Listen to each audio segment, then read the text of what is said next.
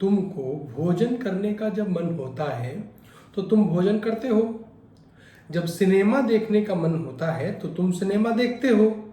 जब दूसरे भोगों का मन करता है तो तुम भोगते हो। किंतु जब ध्यान की बात आती है और अध्यात्म की बात आती है तब आप यह सवाल करते हो कि मन नहीं करता है। ऐसा कुछ नहीं है, मन सब कुछ करता है। और मन के हाथों यदि आप विवश हो तो आप मनुष्य का जीवन बर्बाद कर रहे हैं। आप मनुष्य होकर भी पृथ्वी पर व्यर्थ में भ्रमण कर रहे हैं। यह बात आपको समझनी होगी और अपनी आत्मा को आपको जागृत अवस्था में लाना ही लाना होगा। आप ऐसे नहीं बोल सकते कि आपका मन ध्यान में नहीं लगता। आपका मन जब सब चीजों में लग रहा है, भोजन करने का मन है, सुबह और शाम आपका भोजन करने का मन है, उसमें मन कोई रोक टोक नहीं डालता है।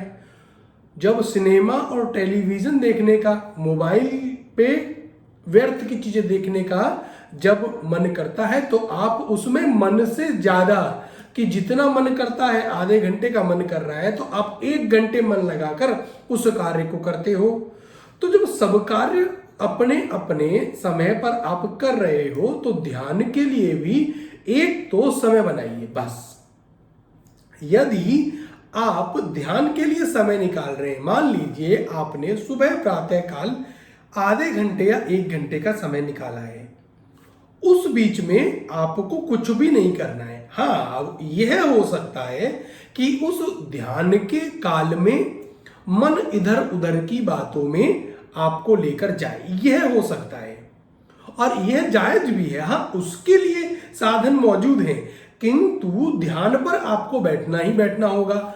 8 बजे यदि आपको ध्यान पर बैठना है तो सभी कार्य छोड़कर प्रतिदिन 8 बजे उस कार्य के लिए बैठ जाइए।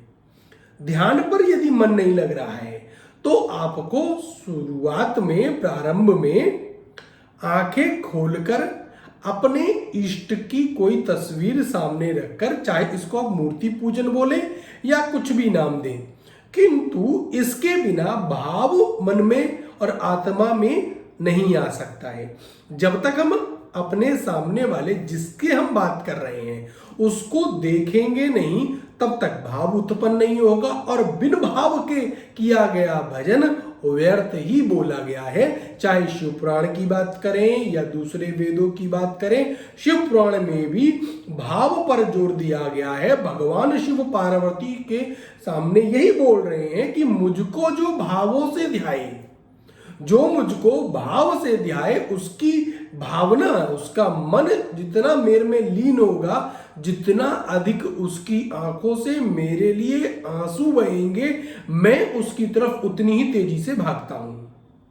तो सर्वप्रथम भाव जागृत करने के लिए आपको इष्ट की एक तस्वीर लीजिए, सामने रखिए और प्रतिदिन जो समय बनाया है उस समय पर बैठ जाइए अपने स्थान पर, और एक स्थान भी निश्चित रखें, वहां पर बैठ जाइए।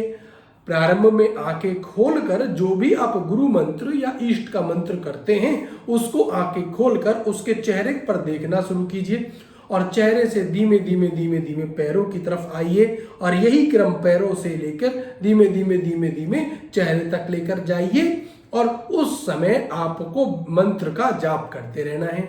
तो इस तरीके से धीरे धीरे आप देखेंगे कि आपका मन अब समझ चुका है कि मनुष्य जिद्दी हो गया है और इसका यह जिद्दी स्वभाव अब नहीं छूटेगा। अब यह ध्यान करने बैठेगा ही बैठेगा और जब आपका मन यह समझ जाएगा कि अब मैं इसको भ्रमित नहीं कर सकता हूं तो वह आपको व्याकुल नहीं करेगा और आप जैसे निश्चित समय सब कार्यों के लिए लगाते हैं कि 9 बजे रात के ये टीवी चैनल चला लेना है, ये खबर देखनी है, इसका ये प्रोग्राम देखना है, इतने बजे मोबाइल देखना है, तो मन को आपने समझा दिया है ना कि मुझे इतने बजे ये काम करना है, तो उसी तरीके से आप प्रातः और संध्या काल में मन को ये कुछ समय तक समझाइए कि मुझे ये काम करना ही करना है। उस आधे घंटे 15 मिनट 10 मिनट जो आप तय कर रहे हो अपने अध्यात्म के लिए, ध्यान के लिए, उस समय आपको कुछ और नहीं करना है। केवल और केवल आपको अपने मन को समझाना है कि मैं तो भक्ति ही करूंगा इस समय में, बस इतना सीधा और सरल है। भगवान शिव भागवत पुराण में, शिव महापुराण में यही बात बतलाने की कोशिश करते हैं कि मनुष्य को प्रतिदिन पूजा पाठ में समय निकालना चाहिए। यदि किसी दिन वह पूजा पाठ टल जाए तो उससे दुगनी स्थिति में, जैसे कि कोई मंत्र जाप करते हो, आप 108 बार जपते हो और एक दिन छूट जाए तो अगले दिन दोगुनी स्थिति में उसका जाप करना चाहिए। अब इससे क्या होगा, वही तो शिव कहना चाह रहे हैं, किंतु हम समझना नहीं चाह रहे कि आपका जो मन है उसको वो डोज जो दवाई की देनी है वो कम नहीं होनी चाहिए। और जब वो उसको उसकी डोज मिलती रहेगी तो जो मन की जो बीमारी है, इधर उधर के कामों में, व्यर्थ के भोगों में अपने को लगाए रखना, अपने जीव को, जिस जीव का वो मालिक है, तो मन को मालिक मत बनाइए। आप मन को मालिक बनाकर बैठे हैं तो जब वो डोज छूटती है तो वह आपके ऊपर हावी हो जाता है। और जब आप ध्यान और अध्यात्म की डोज मन को देते रहेंगे तो उस मन को समझ आ जाएगा कि मैं इस शरीर का, इस जीव का मालिक नहीं हूं, मैं तो मात्र नौकर हूं और मालिक तो यही है और इसकी आत्मा है। और तब वह मन आपको भ्रमित करने का कार्य नहीं करेगा। तो जब सब कुछ काम हो रहे हैं संसार में, सब कामों के लिए आप समय निकाल ही रहे हैं, तो आपको तय समय पर ध्यान पर बैठना ही बैठना है। मन भागता है, यह तो व्यर्थ की बातें हैं। मन नहीं भागता है, आप भागते हैं, आप करना नहीं चाहते, इच्छा शक्ति नहीं है।